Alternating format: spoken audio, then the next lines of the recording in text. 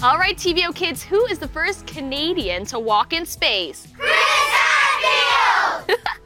And who is the first Canadian commander of the International Space Station? Chris Hadfield!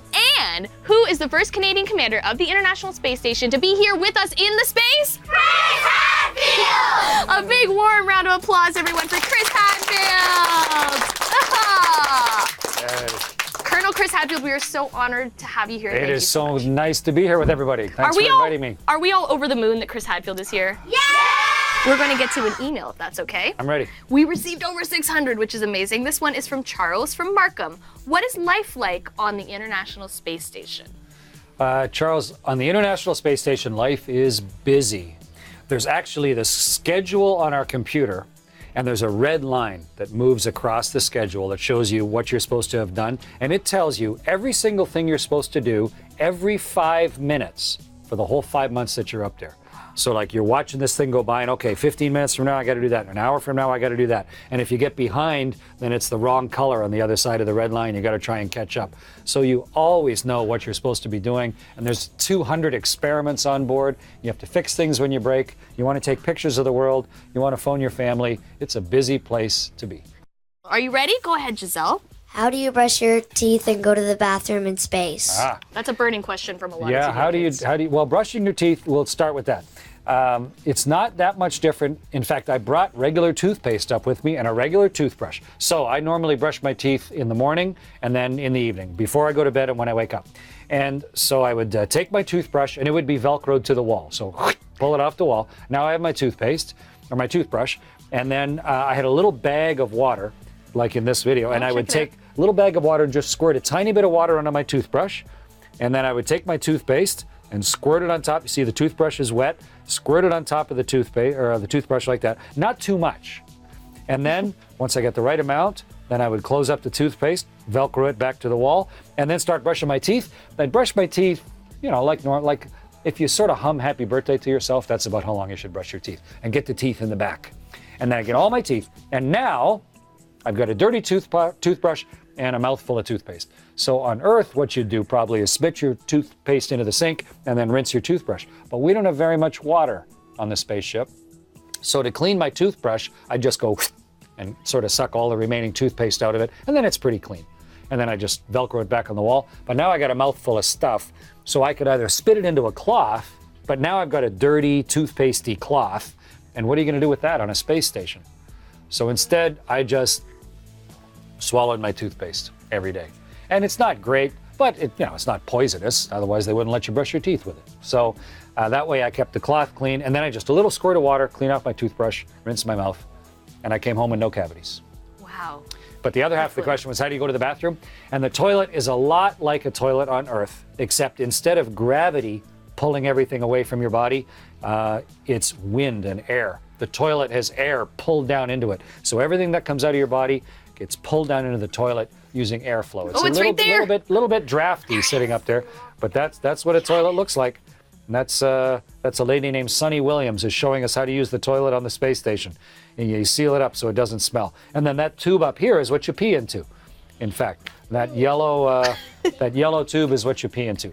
And what's weird is your pee goes down and into a sewage system, and then they mix that with the humidity and everything else, and then they purify it and run it through filters and clean it up, and then the next day you drink it. But so long as it gets purified properly, then water is water, right? And so long as it comes out perfectly clean and clear, you don't really ask where this water was a week ago or 100 years ago, because 100 years ago, this water could have been anywhere.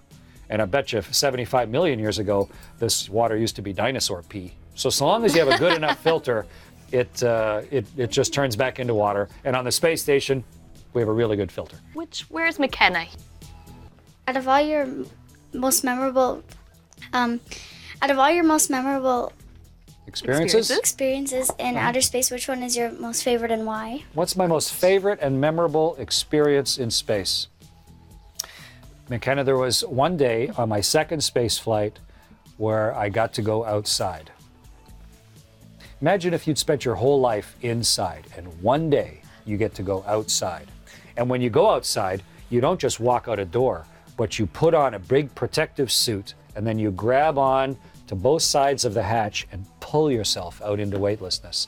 And then when you get out there, you're floating weightless in space. And when you know, holding on with one hand, but when you look over to one side, you're not standing on the world looking up. The world is there turning beside you. You're going through the universe with the world. And when you look the other way, it's the whole universe right there, endless, bottomless, and you're in between those two. To me, of all of the memorable things, or the experiences I've had in space, that was the most magical one. That was the one that was the most fun. Hello, Nikki, are you there? Yeah. Okay, what's your question for Chris Hadfield? What?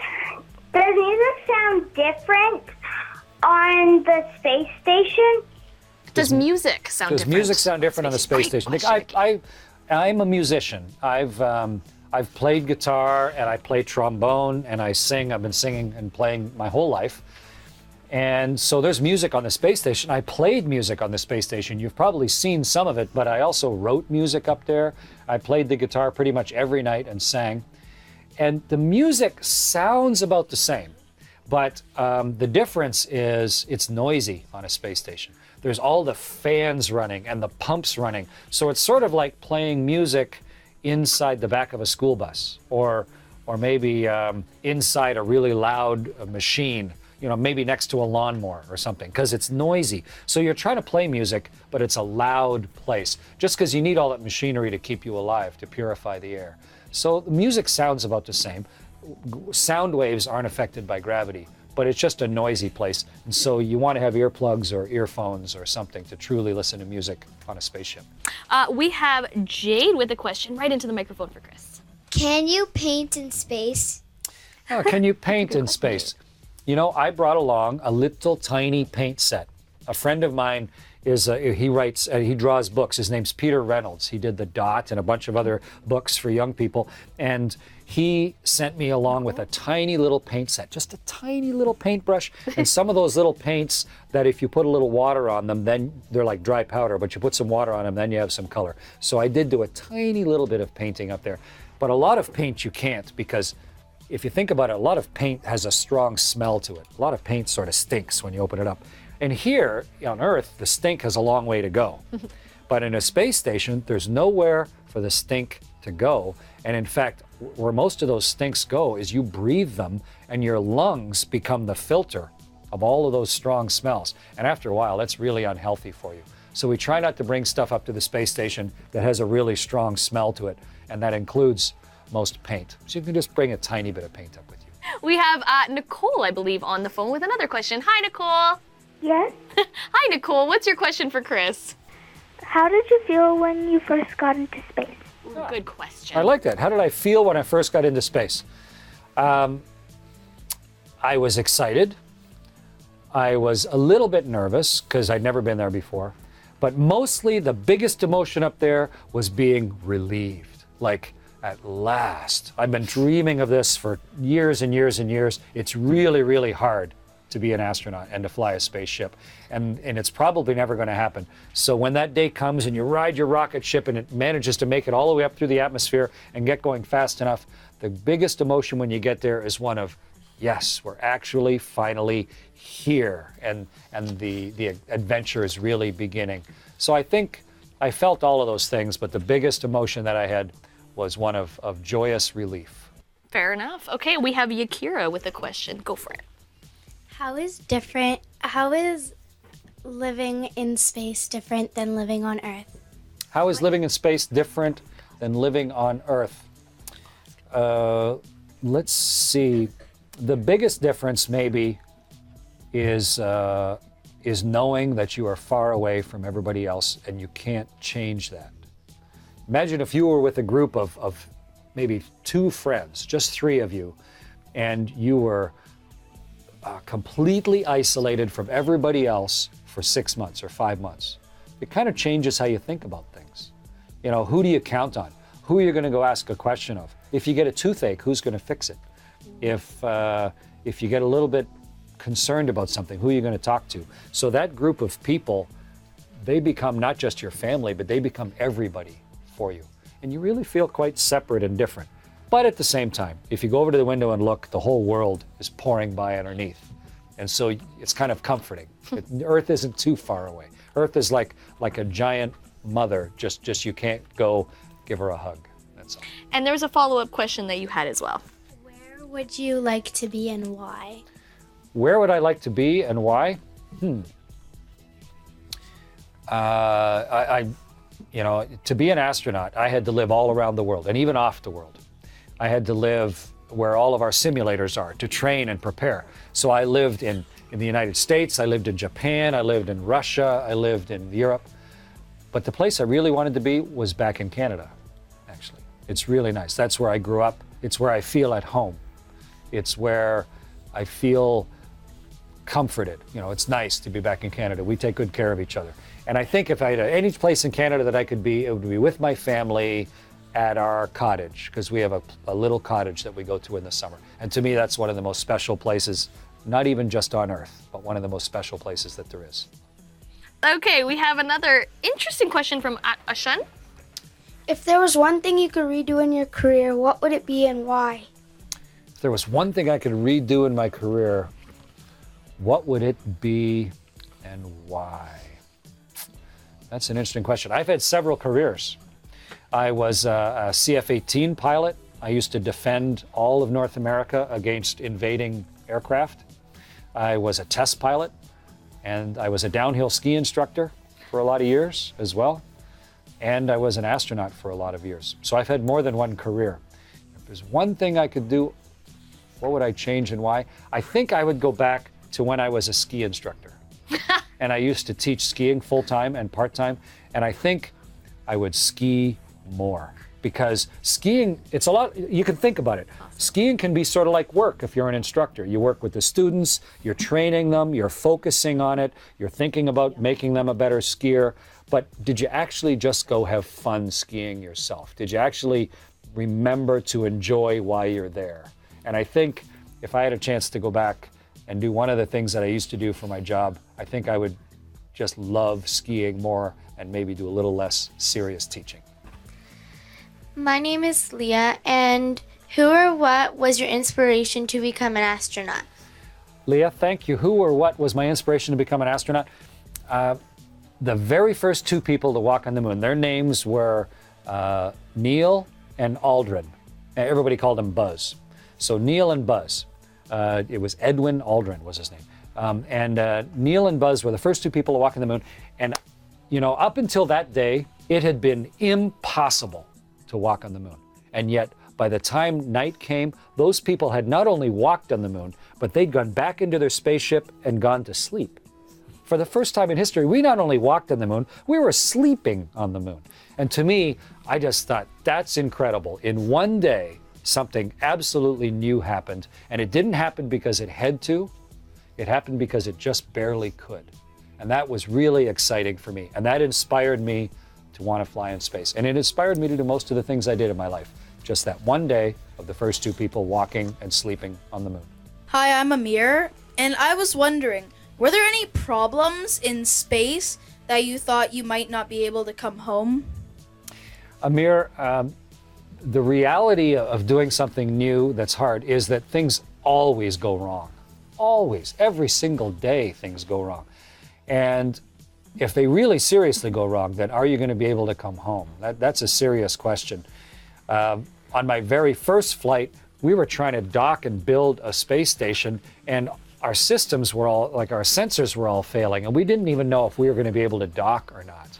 And imagine, maybe worse than not being able to come home, imagine having to come home and completely having failed at your space flight. That would be a pretty bad feeling. And then on my third space flight, just before we were coming home, 4 days before we were coming home, the space station sprang a big leak of its main cooling system, which was ammonia. A big leak, really serious, that would have threatened the whole health of the whole space station. And we had to do an emergency spacewalk on 1 day's notice to go outside and try and take off the big leaking section and install a new one and stop the leak. Otherwise, we probably couldn't have come home for a while. So things go wrong all the time. And the key is, how do you get ready for things going wrong? That's the only way to go through life. Don't get ready for things to go right. Get ready for things to go wrong. My name is Hiba, and did you feel sick when you returned back to Earth?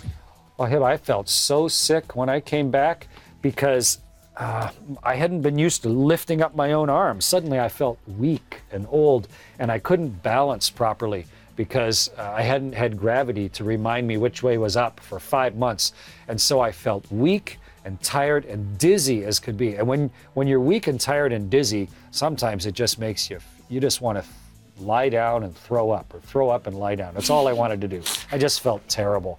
And after a while, I did both of those things. I eventually threw up, and then I lied down, and then I was okay. But yeah, it takes a while for your body to adapt when you come home from space. Well, now we know you're a human and not a robot, right, Chris? That's for sure. One more question. My name's Tabitha, and my question is, what is your greatest fear when you went to space? Tabitha, nobody really wants an astronaut who's afraid, because probably the astronaut is afraid because she doesn't know what she's going to do next. That's normally why you're afraid. I don't know what makes you afraid, Tabitha, but for me, it's when I don't know what to do, or when I think I'm going to make a mistake. And you don't want astronauts who are like that. So we practice and get ready over and over and over again. So it's only the things that I didn't think I could control that made me afraid. And what that was for me was my family back on Earth. Actually, I was most afraid that one of my kids or my wife would get sick, or maybe even worse, maybe somebody in my family might die while I was in space. And while I was on the space station, one of my crewmates, his name is Tom, his mom died while we were on the space station. We couldn't come home.